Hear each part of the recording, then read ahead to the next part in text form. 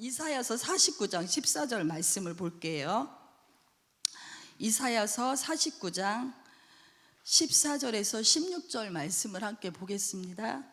우리 다 같이 교독을 할까요? 다 같이. 이사야서 여기 보시면 금방 나와 있죠? 우리 다 함께 읽겠습니다. 시작.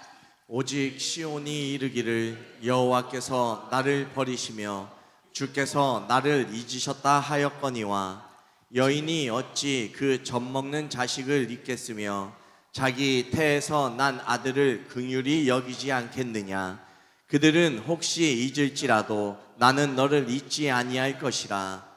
내가 너를 내 손바닥에 새겼고 너의 성벽이 항상 내 앞에 있나니. 아멘. 아멘. 구약 성경에 이렇게 보면은 제사장이 나오고 선지자가 나오잖아요. 이 제사장과 선지자가 하는 일들을 제가 잠깐 소개를 하자면, 이 제사장이나 선지자는 하나님의 권위를 위임받아서 이스라엘 백성들을 하나님께로 인도하는 그런 역할을 이렇게 감당을 했습니다. 근데 제사장은 어떤 역할을 하냐면요, 백성들 편에 서서 백성들의 그 죄를 하나님 앞에 중보하면서 기도하는 그런 역할을 하는 게 제사장의 역할이고요. 선지자는 하나님 편에 서서 하나님의 뜻과 계시를, 예언의 말씀을 선포하는 역할을 하는 것이 바로 선지자의 역할입니다. 그래서 오늘 이사야서에 이렇게 저희가 보면은요, 목사님이 수요일 날 이렇게 설교하실 때도 얘기하시죠. 그 성경의 배경이나 그런 기록된 목적을 정확하게 저희들이 알고 말씀을 듣고 저희들이 읽으면 그 말씀이 어떤 말씀인지 더 쉽게 접할 수가 있습니다. 그래서 제가 잠깐 이사야서가 어떤 이렇게 배경으로, 어떤 목적으로 이렇게 쓰여지는지 잠깐 짤막하게 소개하자면요, 이사야서는 66장으로 되어 있어요. 그래서 크게 두 가지 크게 내용으로 나누어져 있는데, 전반부에 있는 내용들은 이제 유다 백성들, 또 이스라엘 백성들, 열방 이방인들의 그런 나라들이 심판할 것을 경고하는 그런 메시지를 담고 있고요. 맨 뒤에 후반전에 가면은 하나님께서 이 심판 가운데 그들을 어떻게 건지시고 또 이끌어 주시고 또 소망 가운데 어떻게 구원해 내시는가 하는 그런 하나님의 사랑에 대해서 이렇게 담겨져 있어요. 그거를 저희들이 생각하고 말씀을 읽으면, 이사야서가 이런 내용이 있구나 하고 생각해서 들으면 말씀이 더 쉽게 이해하기 쉽습니다. 그래서 오늘 이사야 설교의 말씀을 이렇게 저희들이 이제 말씀을 읽었는데요, 여기서 이사야 선지자가 하나님께 받은 뜻이 있어요. 계시가 있어요. 그게 오늘의 말씀인데, 이 말씀은 어떤 말씀이냐면, 하나님께로 순종하지 않고 회개하지 않고 돌아오지 않으면 너희들이 바벨론으로부터 멸망당할 것이다. 그리고 너희들이 포로 생활을 할 것이다 라고 이사야 선지자를 통해서 끊임없이 경고하시고 돌아올 것을 촉구했어요. 근데 이스라엘 백성들이 그 선지자의 말을 듣지 않고 예언의 메시지를 거부를 합니다. 그래서 하나님께서 할 수 없이 자기 백성들을 고치시기 위해서 가슴 아픈 그 방법을 택한 것이 바로 바벨론이라고 하는 그 나라를 도구로 삼아서 그 뜨거운 고난의 그 풀무 속으로 놓아버리는 거예요. 놓아버려요. 그래서 그 포로 생활 속에서 이 이스라엘 백성들이 고난을 받으면서 힘겨운 그런 삶을 살아가고 있습니다. 그런데 하나님은요, 그렇게 놓아버리시고 그 풀무불 가운데서 그들을 던져 놓으셨는데 가슴이 아팠던 모양이에요. 하나님의 사랑의 하나님이니까 가슴이 너무 아픈 거예요. 그러니까 또 약속의 말씀을 주셔요. 너희들이 지금 고난을 때를 겪고 있지만 참고 기다려라. 내가 가장 좋을 때 너희들을 구원해 낼게, 너희를 건져 주실게 하고 약속을 해주셨어요.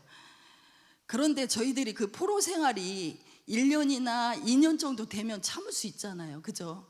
참을 수 있어요. 근데 10년도 엄청 길어요.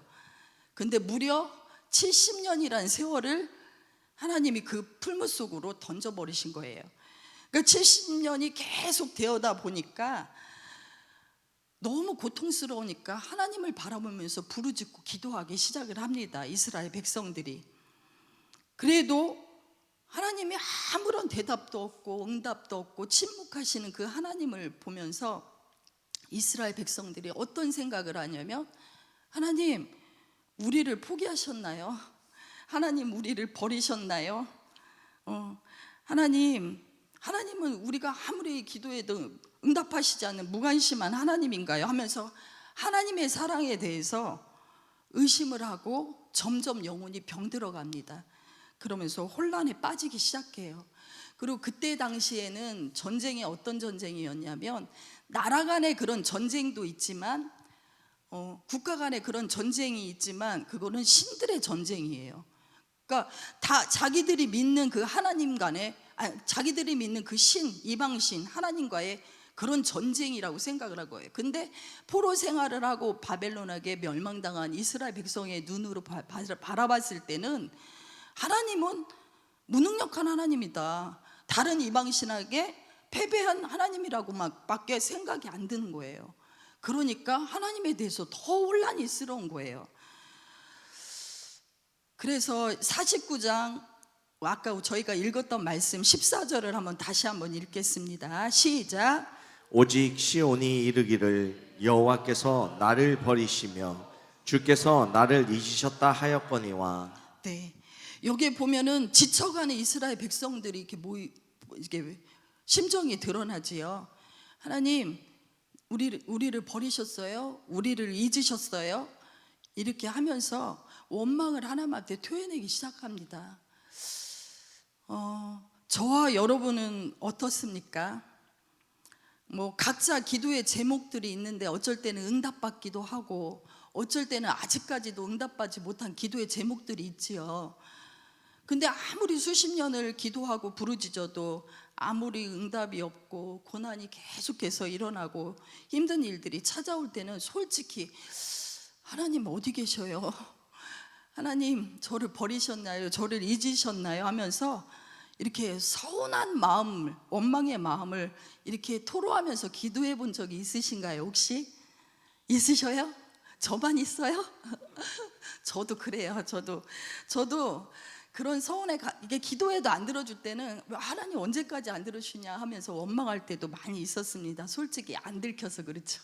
그래서 늘 성령 충만한 것처럼, 기쁨이 넘치는 것처럼, 기도하는 것처럼 이렇게 척척척할 때가 제 모습이더라고요.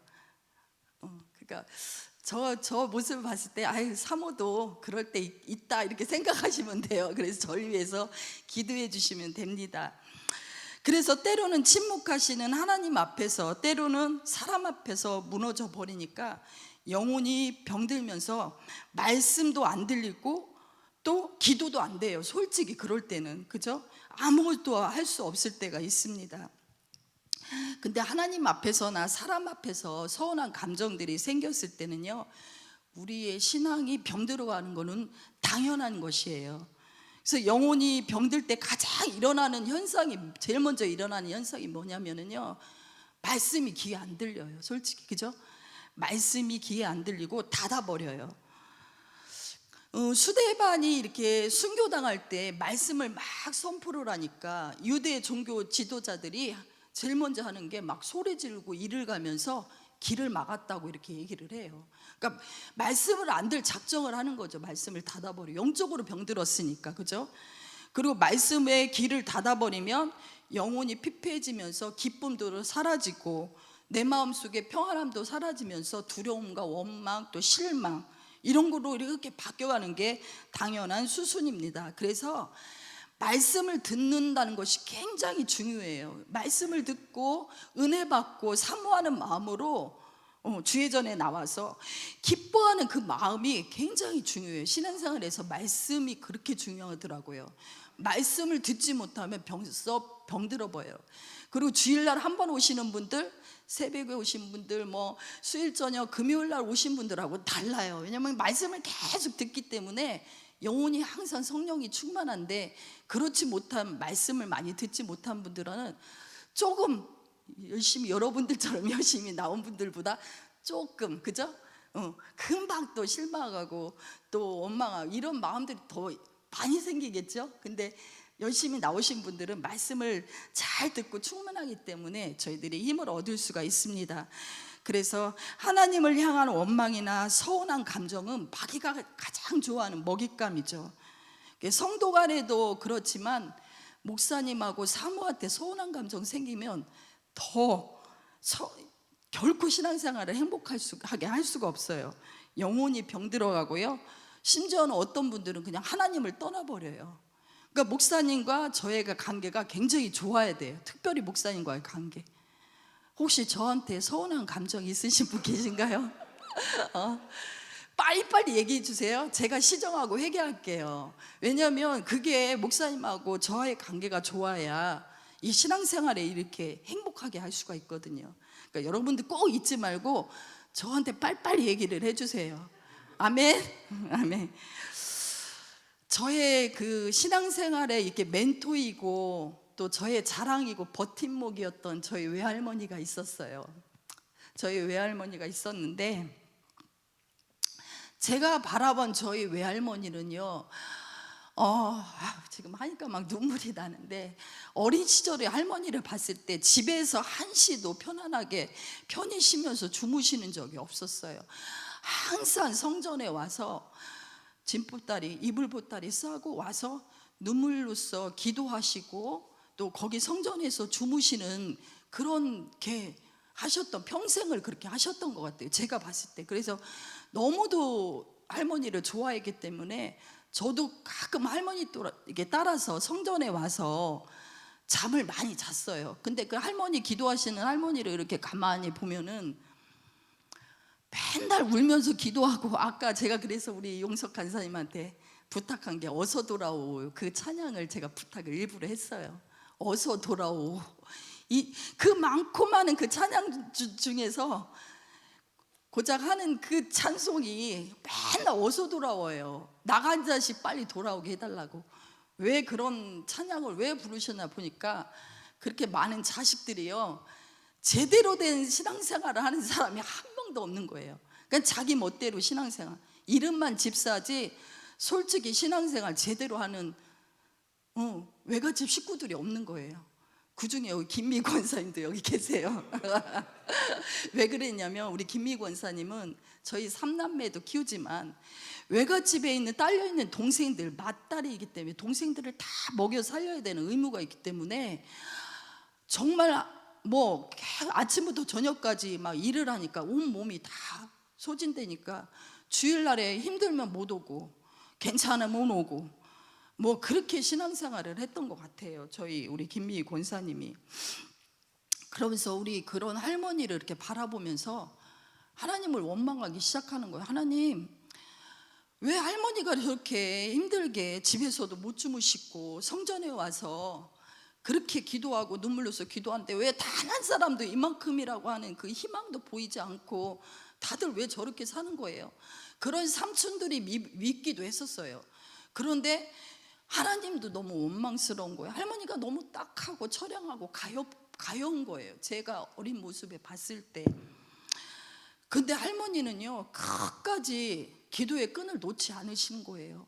그 끝까지 기도의 끈을 돌아가실 때까지 놓지 않았던 것 같아요. 근데 결국 췌장암으로 너무 일찍 돌아가셨어요. 60 조금 넘으셔서 일찍 돌아가신 것 같아요. 근데도 자식들이 돌아가셨는데 할머니는 여전히 평생 기도하는데 돌아온 자식이 한 사람도 없잖아요. 저는 어떻겠어요? 평생을 기도했던 그 할머니의 기도는 헛것이다. 하나님, 그럴 수가 있나? 이런 마음도 한켠에 있었던 것 같아요. 그런데 할머니에게 가장 큰 희망이 있었어요. 바로 저예요. 저 할머니가, 제가 이제 전도사로서 이렇게 교육전도사로 있으면서 할머니가 가장 기뻐하셨어요. 근데 어린 손녀에게도 꼬박꼬박 존댓말을 하시는 거예요. 할머니, 손녀한테 무슨 존댓말? 아니요, 주의 종이요. 이렇게 하면서 그렇게 저를 급진하게 그렇게 하셨던 것 같아요. 그런데 목사 손주를 보니까 얼마나 좋아요. 막 날듯이 막 너무 기뻐하시는 거예요. 이게 우리 할머니한테는 희망이었던 것 같아요. 그래서 손주 사이를 보면 그렇게 긍총친을 하면서 존대를 하시면서 그렇게 섬기시는 그런 할머니인데, 얼마 못 보고 바로 이제 몇 년 후에 할머니는 이제 천국에 가셨습니다. 하나님께서 할머니의 기도를 듣지 않으셨을까요? 뭐 응답하지 않으셨을까요? 지금의 이렇게 삶을 돌아보니까 이스라엘 백성들이 하나님 우리를 잊어버리고 버리신 하나님이라고 이렇게 오해했던 것처럼 저도 그렇게 큰 오해를 했던 것 같아요. 성경에 보면 하나님께서는 단 한 번도 이스라엘 백성을 잊어버린 적도 버리신 적도 없고 무관심한 적도 없으신 사랑의 하나님이라고 말씀을 통해서 입증해 주셨습니다. 그 말씀이 아까 나온 15절 16절 말씀입니다. 한번 같이 읽어볼까요? 시작. 여인이 어찌 그 젖먹는 자식을 잊겠으며 자기 태에서 난 아들을 긍휼히 여기지 않겠느냐. 그들은 혹시 잊을지라도 나는 너를 잊지 아니할 것이라. 제가 다 하셨어요? 내가 시작. 내가 너를 내 손바닥에 새겼고 너의 성벽이 항상 내 앞에 있나니. 아멘. 제가 이렇게 좀 힘겹고 막 낙심되고 막 갱년기 증상 오니까 막 우울해질 때도 있었거든요. 그러니까 막 자존감도 떨어지고 우울감도 오고 막 이럴 한때가 있었는데, 하나님께서 저에게 이렇게 말씀을 읽다가 이 말씀을 주시는 거예요.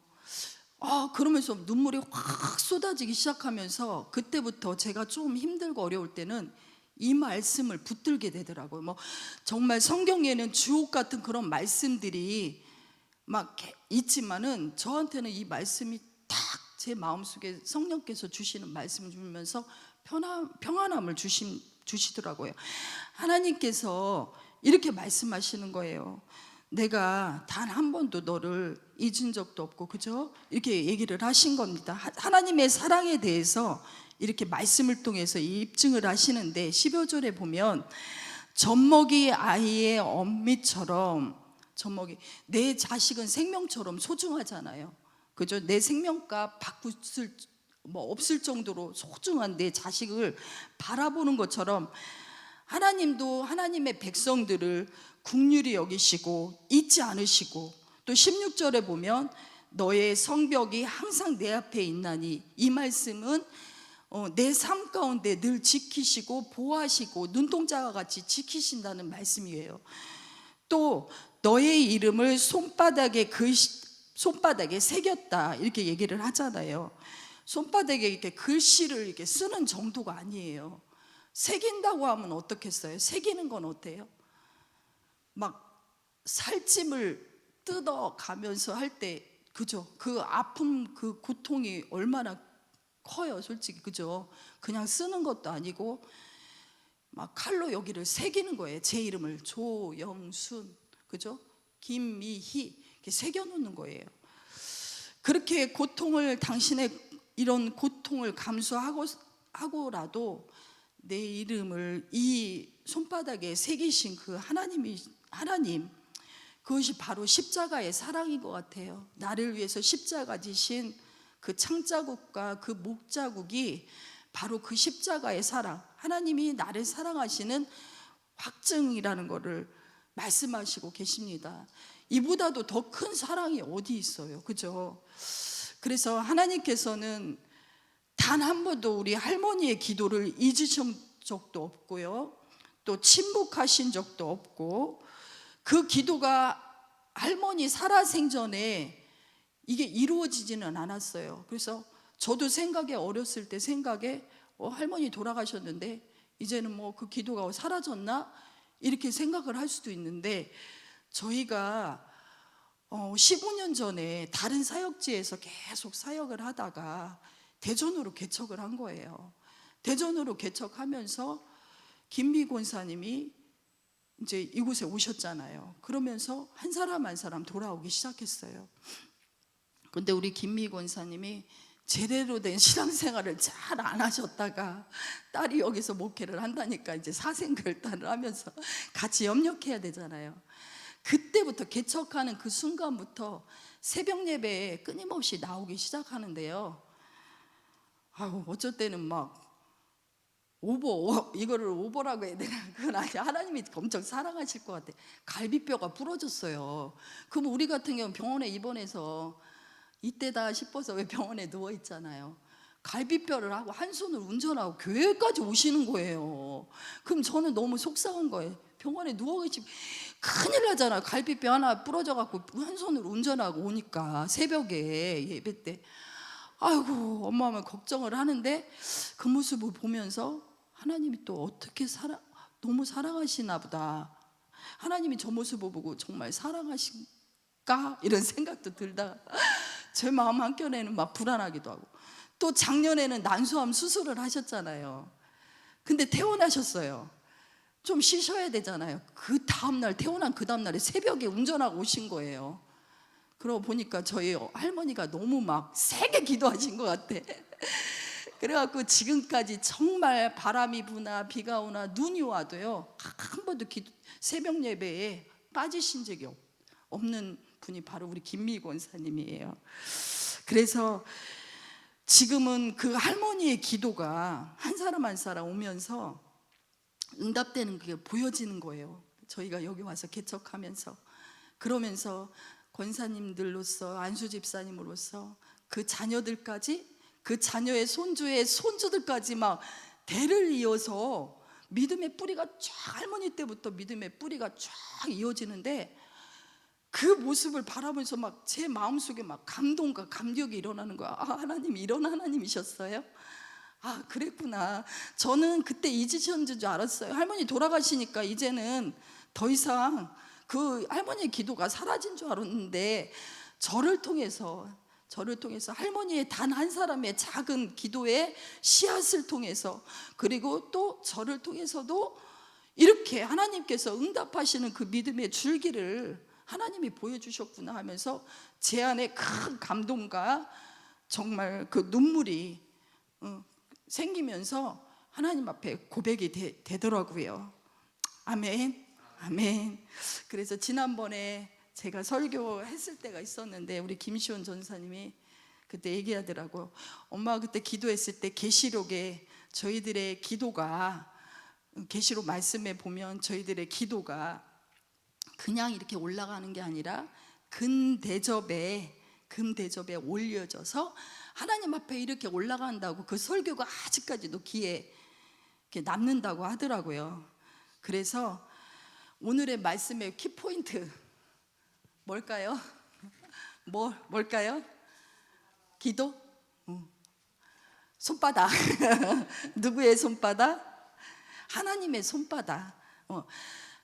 하나님의 손바닥을 여러분들이 잊지 않으셨으면 좋겠어요. 여러분들이 암담한 현실이 오고 또 기도가 빨리 응답되지 않고 지칠 때요, 하나님의 손바닥, 오늘 말씀 읽은 이 하나님의 손바닥을 기억하셨으면 좋겠어요.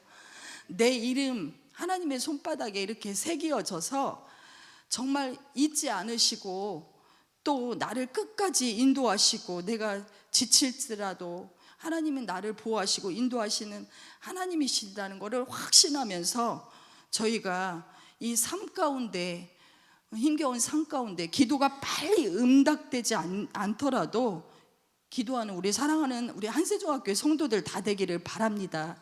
저희 할머니가 죽을 때까지 정말 기도의 끈을 놓지 않고 영혼을 위해서, 자식들을 위해서 끝까지 기도했던 것처럼 저희 믿지 않는 남편들 있죠, 그죠?